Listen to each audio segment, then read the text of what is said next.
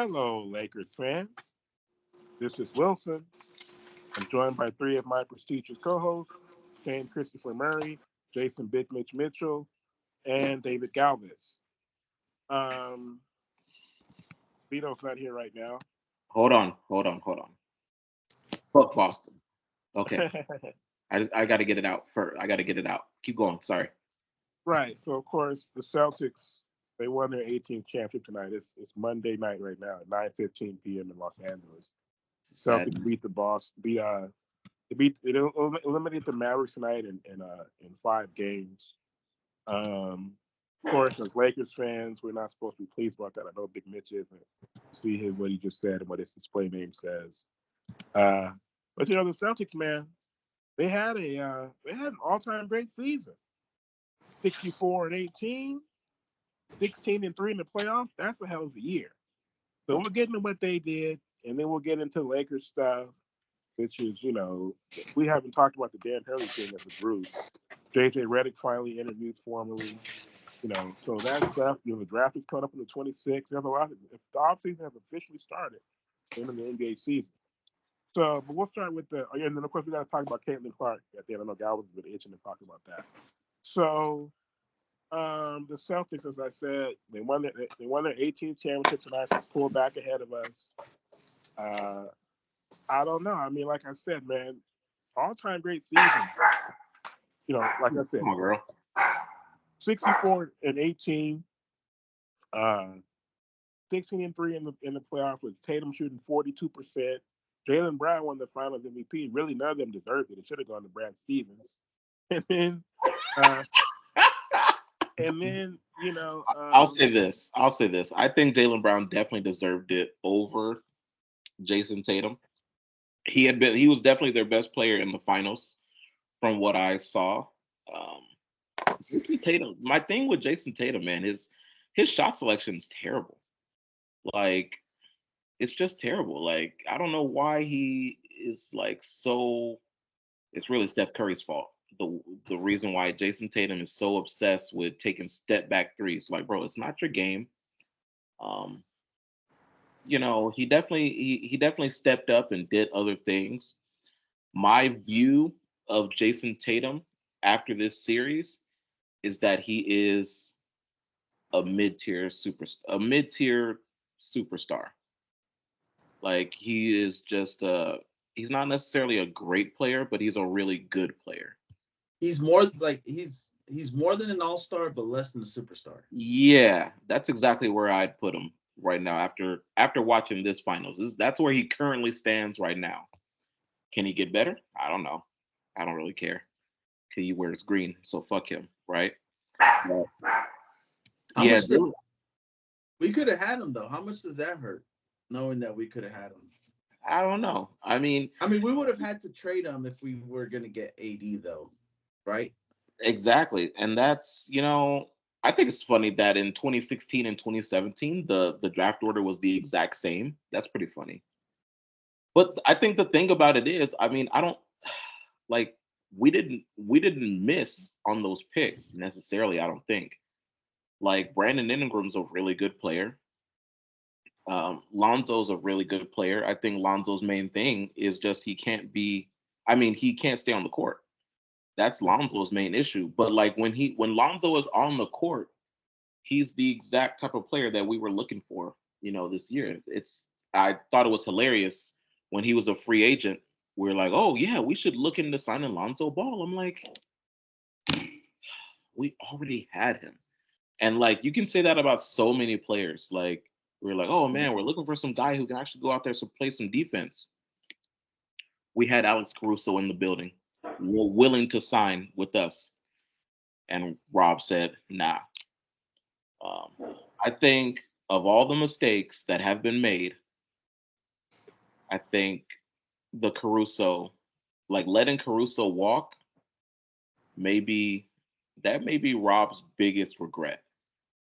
I think, possibly. I don't know. Time will tell, but so far, that's what um, it is. I feel like I said, man, Brad Stevens. Basically, what happened was You guys are right about Tatum. Like because me and guys remember we were talking about it was Paul George versus Tracy McGrady, right? And Galvez was saying that he was, Tracy McGrady was probably a better player than Paul George, right? Yeah. Yeah. But and Galvez was saying that if you had put Tracy McGrady on those Lakers teams with Shaq, they probably still win championships. But the thing, Tracy McGrady and Jason Tatum to me are kind of similar. All the talent in the world, but it's like when it comes down to it and you need a bucket, are they the guys who you go, okay, I'll do it myself, like Kobe used to, like Jordan did, And Are you saying that when T-Mac was the one who scored 11 points in less than a minute in Houston? So you think if you put T-Mac in Kobe's place on the three-peat Lakers, he performs the same type of late game-winning heroics that Kobe did? Watch him out. They just don't have the intangibles that Kobe has. That's like exactly what it just said. That's what I'm saying. You were talking about his talent level. Yeah. Not his no, I said no. Talent-wise, clean your ears out. First of all, listen to the question again. Ask him again. Talent-wise, McGrady has as much, if not more, talent than Kobe.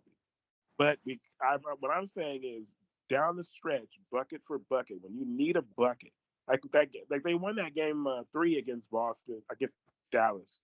But it was like, bruh, who's the man? Like, who's the guy who's really gonna go? Okay, I'll do it. Really quick, when they needed a bucket, like it was Jaylen Brown that was hitting the buckets for him. You can tell Jaylen has more of that dog in him, but he's not as talented as Tatum is. So it's kind of going back to T-Mac. He'll go get a bucket, but he can't do what Kobe does as far as leadership, as far as giving the other guys on the team his attitude. Like Kobe can instill his attitude in any player on that team, like a Sasha, like a Powell. That's kind of what I'm saying too. T-Mac is gonna get the buckets, but he's not gonna lead you. Like could T-Mac do what Kobe did in Indiana That's what I'm saying. When in overtime? Yeah, he can. No Shaq. But is he going? With no Shaq at 22 years old.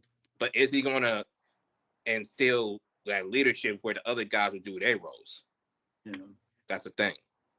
Well, he can get his bucket anytime he wants. So that's what I was telling Wilson real quick. Is like if you ask these young kids now, like I don't think they realize just how good McGrady was, because all they have is just highlights. Just like us with players in the early 90s and the 80s, we just had highlights where we weren't there to see that.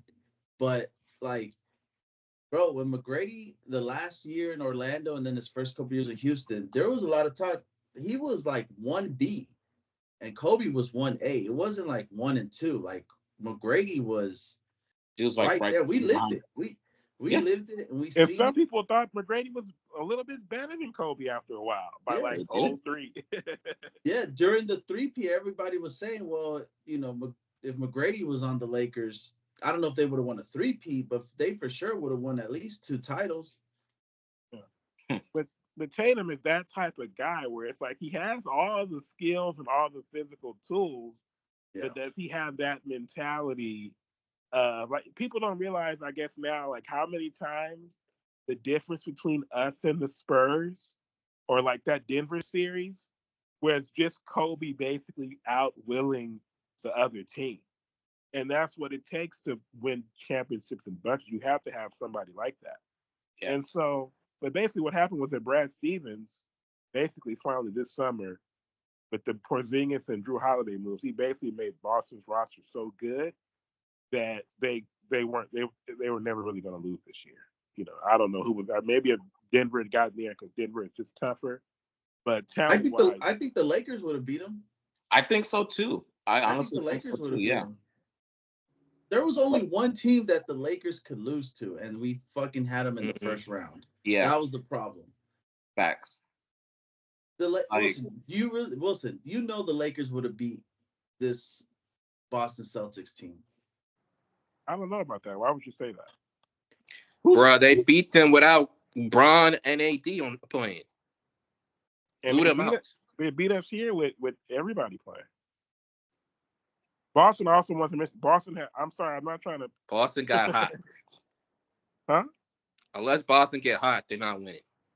Boston had Not in the 7-game series. No. Boston had the 5th highest point differential in the history of the league this year. So, like I said, hell of an all-time season. But I don't know how they would fare against some of the other teams who had seasons like that. If you put Boston in the West, do they come out the West? No. If they have to go through the gauntlet of the West, yeah, they're definitely putting extra games on their bodies. That's for sure. We obviously know Dallas couldn't beat them. Minnesota wouldn't have beaten them. I think the Nuggets could have beaten them as well. They beat them both times during the season because they're just tougher. Yeah. But, Boston's like a finesse 3-point shooting, all 3-point shooting team that, and they had an easy run through the East, and then just had to face this Dallas team. So I know we're not happy about it. I have a controversial question. If it was Clippers versus Celtics in the finals. Oh gosh. Let's go Clippers, baby. Really? Let's go Celtics. Clippers. Oh no, I don't see. Shane Murray, don't you say another word this whole damn. Matter of fact, mute yourself right now. You mute yourself right. Nah, fuck that. Now. I don't know, man. Shut up. Shut up. Nigga. Nah. I don't want to hear nothing from you no more. Nah, man. The Celtics fuck the Clippers. franchise. I'm stunning your ass. Fuck the Clippers. As soon as I see you. Fuck the Clippers. I don't think I could deal with the Clipper fans if they were to win, though. That's the problem, bro.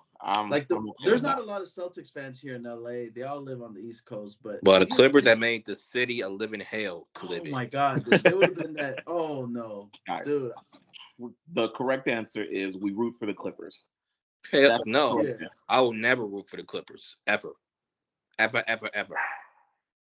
Yeah, it's just we're just going back to our childhood roots. No. We used to, I don't know about y'all, but I used to root for the damn Clippers. I mean, oh yeah, with Corey Maggette and Darius Miles what the heck? Richardson. Oh yeah, those Clippers. Listen, the difference is we don't hate the Clippers as a franchise. We hate Clipper fans. I hate the Clippers as a franchise. Like I said, yeah. I can't stand them. Listen, with the Celtics, we hate their franchise and we hate their fans. With the Clippers, we only hate their fans. I'm choosing the lesser of two evils. I hate both.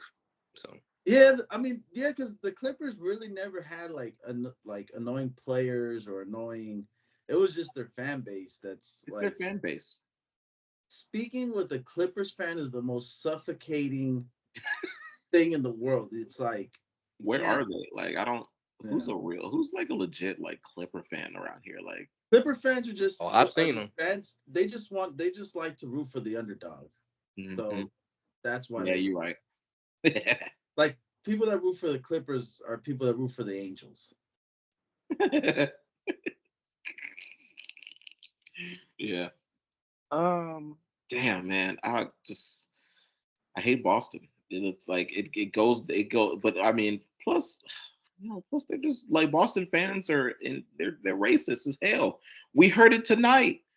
So Mike Breen was like, "Oh, Kyrie was on the ground," and one of the Boston fans said something that was despicable. That's who you want, Shea Murray? That's what you like? Did you see the cartoon? Did you see the cartoon that they put out against Drew Holiday? That's what you like? That's what you support? But I indirectly know all about Boston's racism because of my dad. So you ain't got to tell me. Yeah, but it's a miracle, right? You cool with that? It's a miracle they didn't. I'm not cool with Boston, but I'm cool with JB and Tatum. Shut your filthy mouth. Go brush your teeth out, please. I mean, Drew is UCLA. Come on now. He's a Celtic, as far as I can see. He can't help who he get traded to.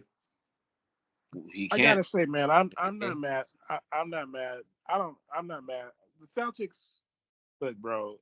As a basketball fan, they were close. They made the conference finals, I think, in 2018. They made it last year. They made it in 2020. They made the finals in 2022 and this year. And finally, they got over the hump. Good for them, right? No, fuck Boston. Yeah, bro, it's a miracle Porzingis didn't win the MVP, bro.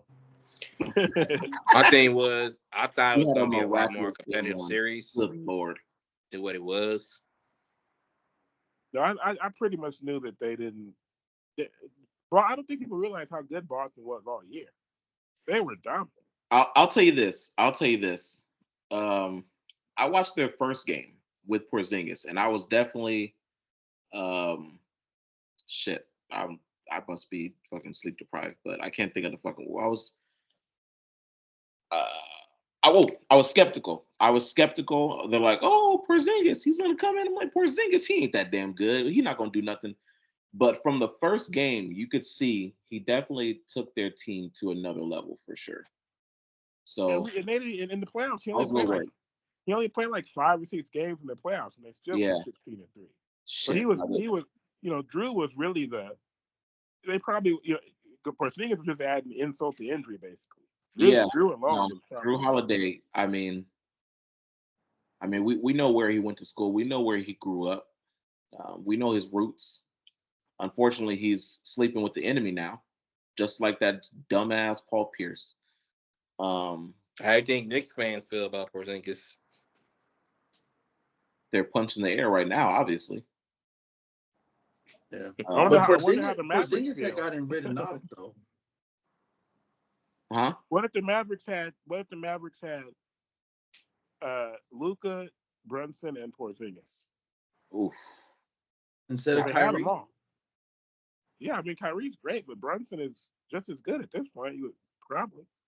So I think Brunson. I'll tell you this. I think Brunson would have had a better series than Kyrie. Yeah, Kyrie's 32. Brunson's still Brunson's like 27. You know, he's in his prime. Yeah, but would Brunson have been the same player that he is in New York with knowing that Luka? No, is he on had the team? He had to go to It was like when James Harden left OKC. He had to leave OKC. That's true. Because Jalen Brunson didn't really bust out until Luka got hurt. All right. Yeah, he wasn't getting no PT. But look, man, I think that's enough Celtics talk. Fuck Boston! Exclamation point. They had a chance to re-sign him too. Like he waited for them. Yeah, he wanted to go back, and they didn't. So that's good though, man. Will Shane Murray finally say fuck Boston? Because like I'm starting to think he's a low key like Celtic Fuck lover. Boston. I said it for you, but fuck Clippers even more. Wilson's hyping up Boston. He's like, oh yeah, you gotta say it too, Antho. You gotta say it too. But please. I don't hate. But I'm not trying to rile you guys up. But I never really hated Boston like that. So you're not a. Hell no. we weren't around in the 80s. That's really an 80s rivalry, you know bro. What? That is true. I didn't hate because I actually liked that Paul Pierce and Antoine Walker duo because I didn't grow up in the 80s, so I didn't hate them. Right. Once they beat us in 2008, it was like fuck Boston. It was fuck Boston. So Wilson, come on, bro. Right, but I know even those two finals, people really that we've played against them with Kobe, that was more. It's that like that's a 60s and 80s rivalry, really. And then we picked up on it when they came back around in 2008. But then, okay, so I said this last week, but you guys went on here. But Jerry West passed away. I'll give you guys a chance. If anybody has anything to say about Mr. West, I know it's like a week later. But so I'll say this: RIP to the great Jerry West. I mean, what a great basketball mind, a Laker great, an NBA great. I think I don't know who I was telling, but I was telling somebody. It definitely sucks that his relationship with the Lakers didn't get repaired before his passing. I think that's something that the Lakers really need to like look at, man. They gotta what happened? Take care of their former. I was looking it up. It doesn't really say exactly, word for word what happened to strain their relationship. All we know is just like the fallout, basically, right? And it's just like, they took away so they fired his son. His son Ryan West was a scout a long time for the Lakers, so they fired his son. They took away his season tickets. That apparently Dr. Buss had promised him for life. And just 2 years ago, there's an article where he did an interview, and he's just like, at this point, there's no going back. And he said, I wish I would have played somewhere else. Basically, I was just like, damn, man, I don't like what's going on in our front office. Like, these are the things that we need to these are the things that we need to get fixed, and so that we can get back on track, man, get back to being the best franchise, in the league. Like, these little things behind the scenes are really hurtful, I think. So, well, who was the brother before Jeannie that was running the team? Jim. Oh, I think Jim might have fucked it all up. Probably. Okay, so I can see that. He did. Yeah. But why didn't Jeannie fix it though? Yeah. I mean, with that, she tried to do as best he can, but that's her brother versus Jerry. That's her brother versus franchise. I mean, that's when Kobe stepped in and said what he said, and she finally gave in. Like, we understand, when Jeannie makes decisions, she gets emotionally connected to our decisions. But she's a woman. I mean, even that, but she also runs this shit. But here, okay, so this is what me and Wilson were talking the other day. So they traded a 33 or 32-year-old Shaquille O'Neal who was demanding this, and that. They said, F him, let's trade him. LeBron holds the Lakers in the palm of his hands, toys with them, teases them, and Jeannie Buss bends over backwards for him. Like, come on, man. Well, then you forgetting though, they offered Shaq a deal, but he didn't want it because it was less money. And so they traded him. They didn't. He forced him to basically choose between him or Kobe, and he said later now he regrets that. But in terms of Bron is the decision based on Jeannie's dad. Because Jerry was like, when he first saw LeBron, like, if we ever could get a hold of him, we gotta go after him. So this is like an ode to her dad type thing, but also they're kind of handcuffed to their tradition too, as opposed to doing their best to do their best by the stars that they bring in. This is kind of off topic, but kind of going off on the Shaq tangent when he left. What if Shaq never requested? Well, what if Shaq never turned down that deal? And so let's say we re-sign Shaq, right? Mm-hmm. Now, obviously, we had a lot of down years with Kobe and them. Mm-hmm. After that, does Kobe still ascend to the type of leader that he was when he took on the number 24?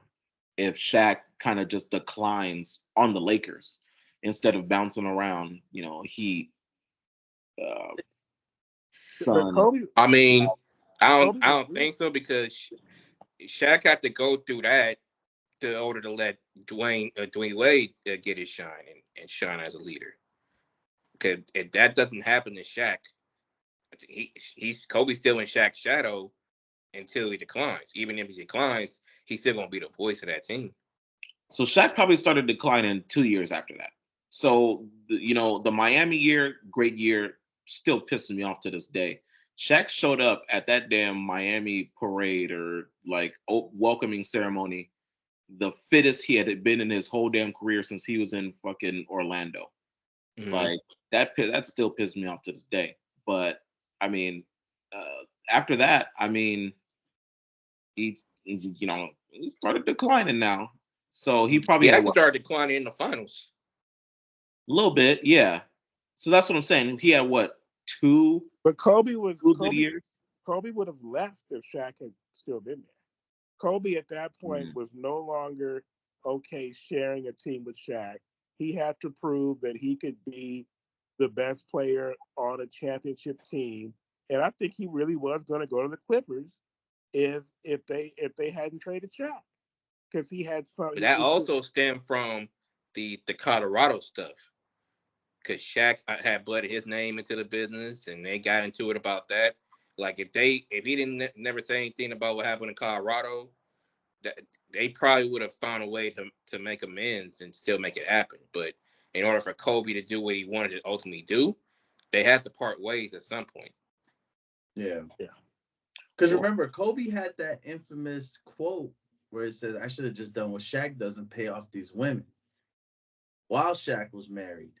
So that was like some off the court shit I think it was deeper than it was deeper than rap. It was deeper than, hey, whose team is this? You know, and Shaq never publicly came out and destroyed Kobe during the whole Colorado incident and all that stuff. But I guess like transitioning into the Hurley stuff, you know, at this point, bro, if I think we said it before, if the Lakers are gonna keep LeBron 1-2 years, just go to LeBron and say, who do you want? Who do you want, bro? Because nobody's gonna want to come unless they're like they have no options. Like, what was it? Darvin Ham was like our 8th option, bro. No coach is gonna want to walk into a 40-year-old LeBron who's no longer guaranteed to take you to the finals. And they said, you're not going there to coach LeBron. You're going there to coach the rest of the team. Right. No coach wants to go into that situation. Well, I guess it's not really clear, but basically what it is Redick's LeBron's guy, but Barrejo is AD's guy. That's why I keep coming back and forth with that.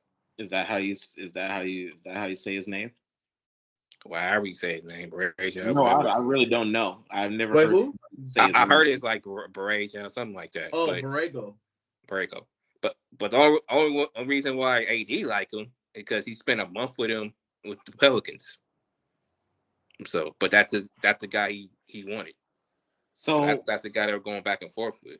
So. The thing about it is, you know, I'm gonna continue to hype up Sam Cassell, who just won an NBA championship, by the way, as an assistant coach for the Green Team in Boston. My thing for Sam Cassell, he's coached. He's now won a championship as a coach. He's won a championship as a player. He's been there. He's done it. He knows what it takes.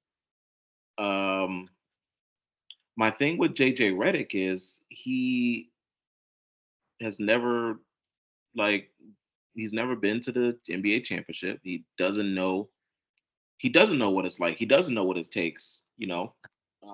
So I think that makes me apprehensive as well about JJ.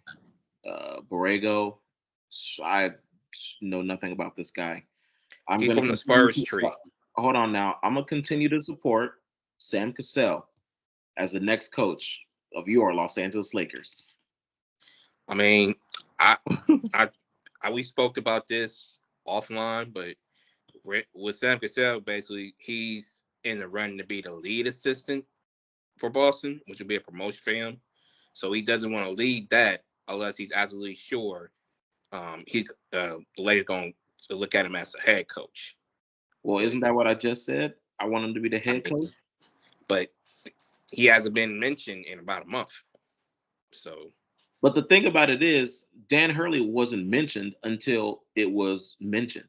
You know what I mean? Yeah. Darvin Ham wasn't mentioned until it was like, oh, shoot, we're about to hire Darvin Ham. So we don't know. So I will continue to support Sam Cassell as the next coach, the next head coach. I mean, it's something there that's not connecting, to be honest. But, okay, but why didn't Hurley accept the job? I don't know, man. And you know what? Was it money? Was it that he didn't want to? He didn't want to leave. Like, he didn't want to leave. His wife didn't want to leave. The money wasn't enough. Money wasn't enough. So we offered him, Shea Murray, what do we offer him? For 6 years, 70 million. 70 million? 6 years, so on Twitter, I saw that, you know, after you take out taxes, it's only like $2 million more. Now, you know, for us, it's like, oh, you know, but for, you know, guys like that, it's like, oh, okay, 2 million more. Like, plus you got to factor in the cost of living in LA versus Connecticut. And then I did see part of one of his interviews where he's like, well, yeah. And like, you know, my dad can come out to, you know, 10 UConn home games a year and he loves it and hippity hoopla. So, I mean, I think the family factor, you know, the family factored into it quite a bit. where the money didn't offset the emotional the emotional attachment that he had to you. Everybody's got a price. So if they were, but the thing is, he still would have been the sixth highest paid coach in the league if he took that offer. So but if you offered him more, are you saying he should get more than Popovich? He should get more it's than not it's not that it's more than Popovich necessarily. It's that we're literally ripping him out of his life and we're making him relocate halfway across the country. We're making him have, less of a family life. You know what I mean? Yeah. But they were also saying, are the Lakers so they have old money, right? They're not like these new billionaires like Ballmer, Mark Cuban, Ballmer, these other guys, where it's like, if you really wanted Dan Hurley, who he very well could have changed the franchise. I think so. So what? I had gotten all worked up. What's it to the Lakers to offer him 7 years, $100 million? What's an extra $30 million to entice him? Like, right? they cheaped out. Like, bro, come on. Man. I think so. But I mean, $70 million ain't $20. I think. What'd you say? I said $70 million ain't $20. No, but you got to compare to what he's already getting. Again, factor in the fact that he can see his dad all the time. The fact that his dad can come to his games. He said 10 games a year that his dad can come. At UConn. $70 million is still life-changing money, though, man. But he's already making $70 million. $2 million more. No, he's not. He's making 30. Yeah. Huh? He's making 30. But he got half of what the Lakers were going to send him. But like Mitch said, you factor in the taxes. His let's just say his $30 million in Connecticut would go so much over how many years? I think it's the same amount. But I think it's 5. Yeah, but his $30 million in Connecticut would go so much further than $60 million in LA. So I don't know about that. I'll confirm. He's only getting $30 million. Did he get an extension? No, I think they just restructured his contract. Yeah. No, they offered him an extension, but that was for $30 million. I need to look at who's the highest paid coach? Because Nick Saban makes like Monty Williams, the highest paid coach. Who? Talking about Monty Williams. Talking about college. No, college. I don't know how much. I think he's the highest paid coach, but right. I guess football coaches make more because I know Nick Saban was making more than that.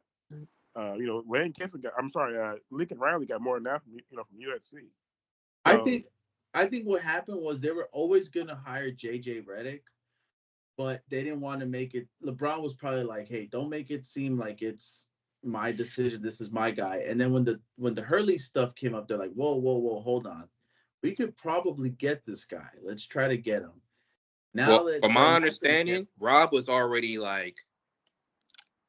on Hurley, but I guess they got a tip or something. I guess Woj gave him a tip, whatever. Okay, that he's possible because when they were saying they were enamored with Hurley, that was Rob. Like Rob was probably studying him and really wanted to go after him. And that was like one of the greatest weeks of my life when we thought that Dan Hurley was going to be the next coach of the Lakers. I was like fully on board, talked myself into it. Like he's going to be the one to transition and help change our franchise. And then he rejected us, and But I mean, in fairness, they want to go to the college route. There's a few other coaches they could look at if they want to go the college route. But the thing about it is, if you're pulling somebody from college, you want to be like 100% sure that they have the mentality to make the change, to lead men versus leading young men, because there is a difference. Because you're not gonna talk to a 40-year-old LeBron James the same way you talk to 19-year-old whoever. You know what I mean? Not just at the same time, that was some questions with Hurley too. especially with his personality. But I think there's still some coaches in college they could have looked at, but you just gotta. Well, You don't announce it until it's done. Well, look at Like that. That's what I think they messed up at. Well, it didn't get announced. It got leaked. If anything, like I mean, don't leak it. Don't like until it's done. So don't say shit. Because rejection for the Lakers is like a big ass deal. That's why it we could have still been on this Hurley ugly that shit. leaked it though. Like, what do you expect him to say on the interview? Yeah, I used the Lakers for an extension. Yeah, for real. Of course he's not going to say that. He's not going to say that. You know, but I mean, look at Nick Saban. He was at LSU, dominant. He goes to the Dolphins, and he realizes I can't talk to these. And this was back in like what 04, where it was different times. He realized I cannot run or talk to these players the way I do in college, and he never even sniffed the NFL after that. I mean, Hurley probably same thing. He was like, "Bro, I'm the king here. I can do what I want with who I want when I want." I mean, it's not even just LeBron. All of these guys make so much money. They're like literally like millionaires. Like all their content, they're making 15, 20 mil a year. Bro, you really think D'Angelo Russell is gonna react to another man talking down on him? No. He looked like he was intrigued by it though, low key. Yeah. I don't know if he saw his tweet. Who? D'Angelo? Yeah. What did he say? When the news came out, he put up the eye emojis. About Dan Hurley? Yeah. He might not even be here though. Yeah, isn't he supposed to leave? I mean, he got a big decision to make because the only team that seemed to be interested is Orlando, but they already said they're not gonna pay him what he's making now. So he's already underpaid. So like either it's gonna come down to what he value more, either money or years. Yeah, he can get 3 or 5 years, $5 million a year. But how did he play himself into a position? Because I think he signed re-signed for us. What was it? 2 years, 34 or something like that. And it's like, bruh, this man is. If Jeremy Grant is making $30 million a year, and some of these guys, they're not going to give D'Lo more than $17 million a year? They're going to pay him less than the playoff history. That's why. Bro, that's all it comes down to, which is bullshit, but it is what it is. Ridiculous. Where's his age? What agent does he have? Dylan Brooks got 4 years, $80 million. Come on, man. Yeah, Jeremy Grant hasn't even played in the playoffs. That's what I'm saying. So what the hell? Those systems I think Isaiah Hartenstein, they said that his extension is going to start. His contract is going to start at $20 million a year. I mean, that's the politics of the NBA for you. That's ridiculous. And D'Lo's not even old. He's like 28. What are you talking about? That's the politics of the NBA. He played himself twice. Real quick, the Lakers offered Dan Hurley 6 years, $70 million. $70 million. So that's like what, 12 mil a year almost? About 11 or so. Not 12 mil. 11.6. 11.6 in LA as opposed to 5.6 in Connecticut, which is 8.3. And you're the king in Connecticut. I mean, he probably didn't even want to coach LeBron. It's like, bro. And then look at the Lakers track record, how they treat coaches. You're out in 2 years if you don't. I don't know if you heard this, but he also said in an interview that LeBron actually called him to give support, but he said if he was there, he had his support. Right, and that's what. And I wasn't going to say anything because it's hard to explain. But I've been on here, like worrying about whether LeBron is going to come back or not. Right. So that interview, he did 2 interviews. Hurley did. He did one with LeBron. He did one with Cowherd. The one with Cowherd is the one where he said LeBron texted him and said if he's in LA, right? Meaning if LeBron is in LA, he would support it, right? So, but then I went and I looked at the whole interview, and he said that one of the reasons that he was the allure of the job initially when he was considering it was the idea that he might coach LeBron, right? And then in the interview with LeBron asked him point blank, did he get confirmation from Jeannie and Rob that LeBron would be here? And he kind of paused and he said, I've been honest this whole time. And then he goes, well, he basically said, I didn't get confirmation, but he said any coach who's thinking about taking that job is anticipating coaching LeBron James. So basically, if you watch it, basically he said without saying, that's what it seemed like to me, that yeah, pretty much LeBron is going to be here. That's how I took it.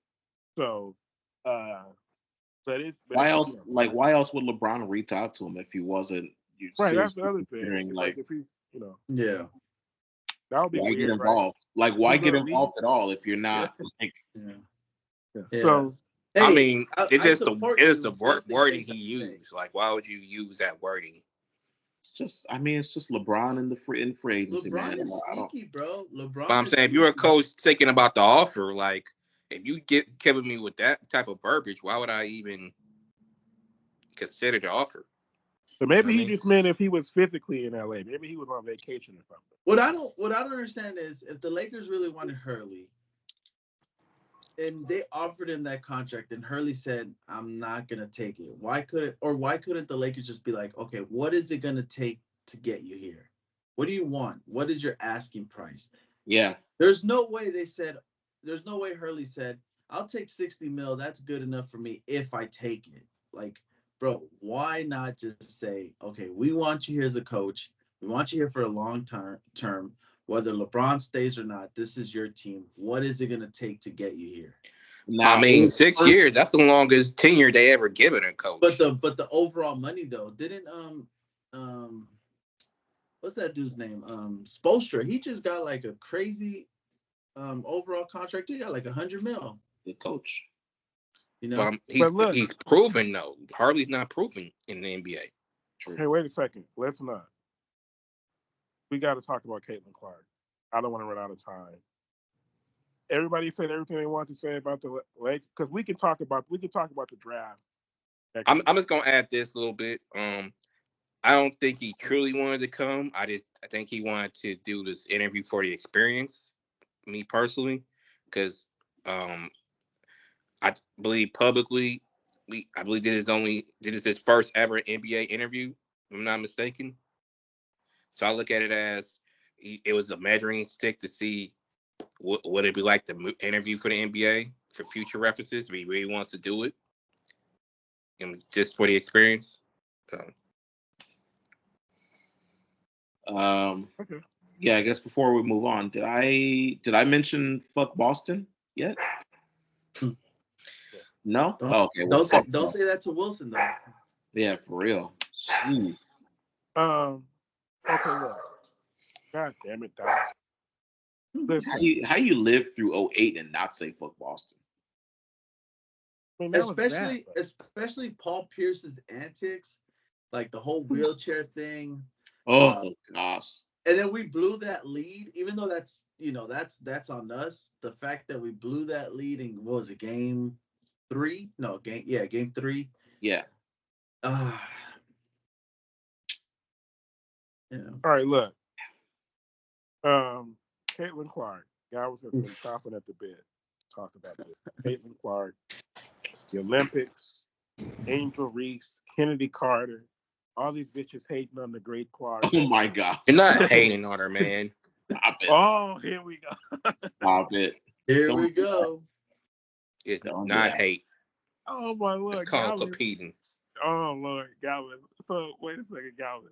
Galvin, you want to go first? Because you're the one who wanted to talk about this, bro. All right, so obviously the elephants in the room, right? Race does play a part. There's no ifs, ands, or buts about it. The problem is, I was telling Wilson, is there's probably been better players to come into the draft than Caitlin Clark, right? Candace Parker, yeah, Lisa Leslie, old school players, Cheryl Cynthia Cooper. You could name probably 10 to 20 players that were probably better than Caitlin Clark, right? But one thing, and you cannot deny this because the number, Jay-Z said it, men lie, women lie, numbers don't. But nobody, and I mean nobody, has brought this much attention to other than Caitlin Clark. I mean, it's just, there's nothing you It's can... not just her, though. It's the class. But it's not the yeah, class. It's but not the It's the class. class. see, so I was It's telling not Wilson, the so class, bro. Caitlin So Clark, Angel Reese ain't doing no numbers. I said it's well, not the class, but I'm not. I'm not gonna say it's Angel Reese only. part of that well, class. Hold on, well, player. but I'm just saying. All I'll say is I don't think it's. I don't think it's Caitlyn by herself. I think it's Caitlyn, and then Angel Reese has also brought a lot of but attention. but here's the thing. So nobody knew about Caitlin Clark until last tournament when she played LSU in the final, right? And then they had Right. the whole "you can't see me" and all that. Yep. Again, Angel Reese, a good player, but she's a dime a dozen, right? Just like Caitlin Clark. Caitlin Yep. Clark, talent wise, she's probably not that great. Who knows, right? We still haven't seen yet, right? Same We with don't. Reese. But if you take Caitlin Clark out the WNBA, Angel Reese would have just been another really good player that nobody would care about. I hate to say it. It's just I don't know for about that. whatever reason, I don't know for about what that. because Angel Reese was not better than Candace Parker coming into the league. No. Was not better But than other players, and not even Candace Parker could. And I'm just using Candace Parker as an example because that's the only Candace player I Parker's a really goat. know. I mean, in my Yeah, eyes. So, but yeah. Candace Parker couldn't. Nobody even cared about the WNBA when Candace Parker was at her absolute best in overall landscape, right? Like, but I don't know if it's the ESPN or WNBA, but they have been able to market Caitlin Clark like she's, the second coming of Jesus. Amen. But it's the there's shooting. there's like I said, there's been probably over 20 players better than Caitlin Clark coming into the league. Nobody cared. Not one person cared. So it's almost like now think about it. Imagine you're a girl, you've been playing, you've been training your whole life. Nobody cares that what you do for a living.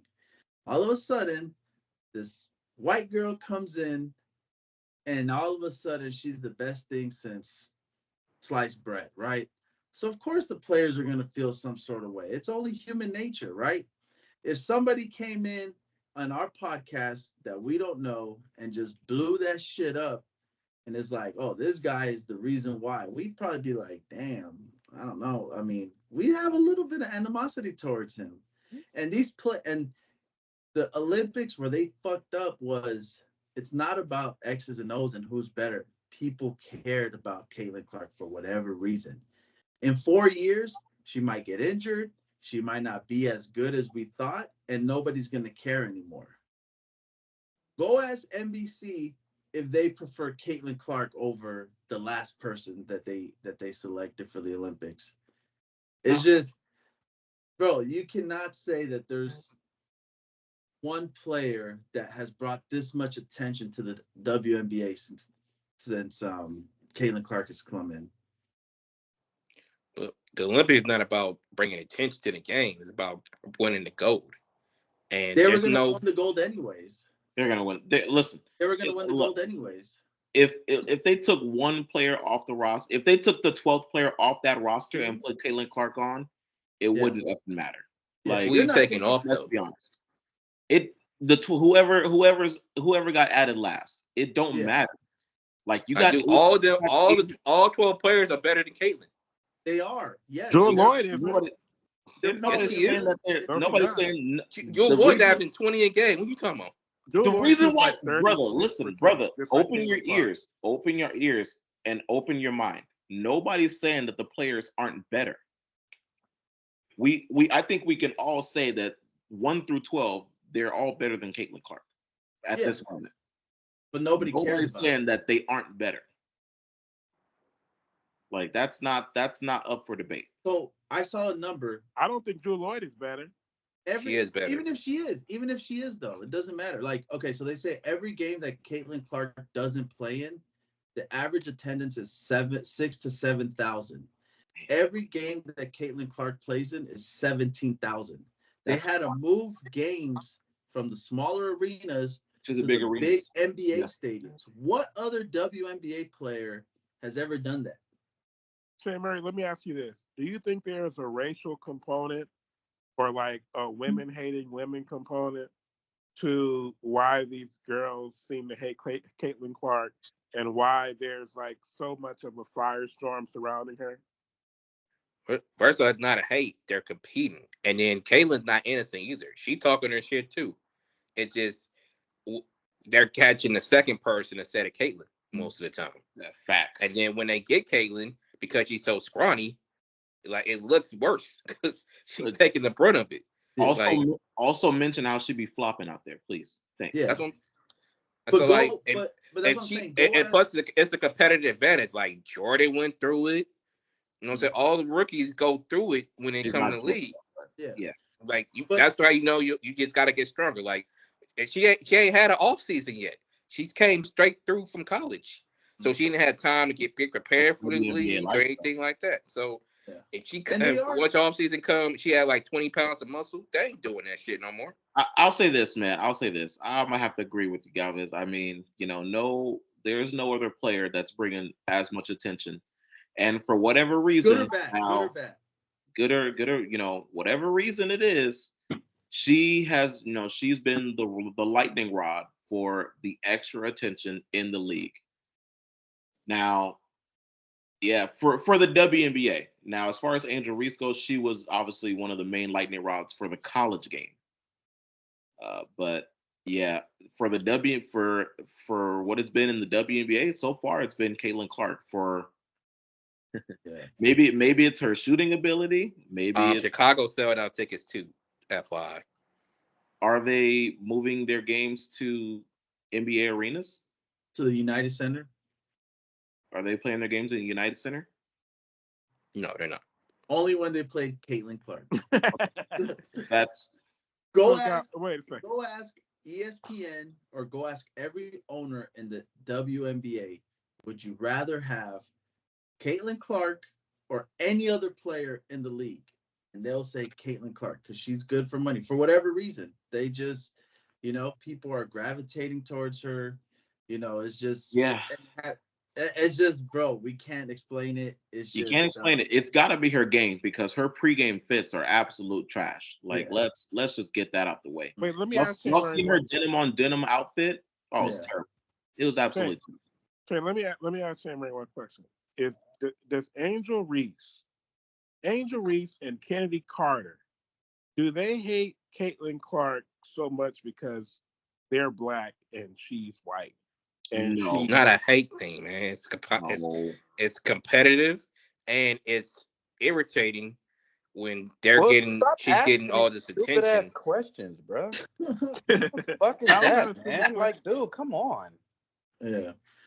It's probably more of a. It could be. I don't think it's a racial thing. It's probably because it's the attention she's getting. It's not racial. Yeah, they didn't hate on Brianna. They're doing the same shit. Angel's doing the same shit, but yet Caitlin's getting all the attention that hasn't been earned yet. Yes, they didn't hate on Diana Taurasi, Sue Bird, Ionescu. They don't hate on her, but they hate on Caitlin Clark. It's a jealousy thing. It's a it's just you can't help it, bro. But she's good for the Caitlin's not innocent. She does her shit too. It's just on the low. I would also like to point out the fact Caitlin Clark be talking mad trash. Oh yeah. And going back to the whole, when Angel Reese did the "You Can't See Me," Caitlin. The reason why Angel Reese did that is because Caitlin Clark did it first when she played South Carolina. Yeah. So all Angel Reese really did was get the lick back for South Carolina. So listen, Caitlin, that's Dawn Staley. You ain't doing that to Dawn Staley. You're not getting no heat. Yeah. She's not this innocent farm girl. She be talking trash. Yeah. Like imagine Angel Reese does her thing on the court, probably even outplays Caitlin Clark. And the first question is, what about Caitlin Clark? They're not asking Angel Reese. But that is the first question. You played a great game. It's a jealousy thing, bro. It's a jealousy thing. It's a woman thing. It's just, but they don't know how to react to it because they've never had this publicity. All these players, Angel has. I think Angel is the only one that can really be like, okay, I had this kind of attention in college. Yeah, like in college, we were neck and neck attention wise. Like the best WNBA players, who A'ja Wilson. Nobody gives a fuck about her. Let's just be honest. The mainstream media, nobody cares about her. Nobody even knows about her. Nobody even knows her. Like, I mean, if you don't know, you just not paying attention. Like, she has multiple championships. She has her own stats. Yeah, but that's the point. Nobody's 25 game streak of scoring 25 Nobody's paying attention. She has her own shoe deal. Wait, like, you just not she paying has her own attention. shoe deal now. You don't know her. Look, this is she's getting her own signature sneaker now. Listen. She was working in the works. Wait. This is a hot topic, man, but we're out of time. Mitch. Dude, I'm sorry. But Herbert, okay, so listen. Herbert was gonna come on. He wanted to Herbert was in the building. Herbert was in the building today. He was watching the game, but he saw there was a blowout. His poor little purple and gold heart couldn't take it anymore. He was definitely going to come on and say how Shea Murray needs to put a damn undershirt on under that damn jersey. But unfortunately, he distracted us with his stupid arms and his nonsense mistakes. Sorry, Herbert, we ran out of time. All right. Sorry, Herbert. All right, so before we get out of here, just a few reminders. If you're watching this on YouTube, hit the subscribe button next to the complete. You know what, Shea Murray? Podcast network. If you prefer the audio version, I do prefer to put the shirt on under that jersey. But for right now, the show is also on. Brother, I'm gonna give you a pass since it's summer, I guess. And every other I know it's hot out here in these streets. Make sure to follow the show on Twitter. But to be fair, you can turn your AC on. Like it on Facebook. Just AC is on, sir. Podcast. I'm starting to think Wilson's an undercover feedback and mailback questions to Complete Lakers Podcast. Don't nobody want to see your damn arms flapping around. Can't even see my arms.